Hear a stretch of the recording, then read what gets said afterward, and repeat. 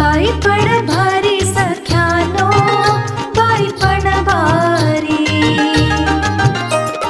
चुलीवर स्वयंपाक करते, धडपडती सारी.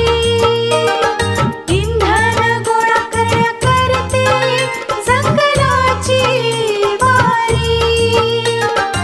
आरोग्याचे प्रश्न कधी, वन्यजीवांचे भय भारी.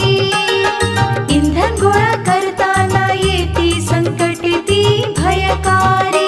नंदुरबार क्षेत्रात लाभान्वित 1.5 लाख नारी.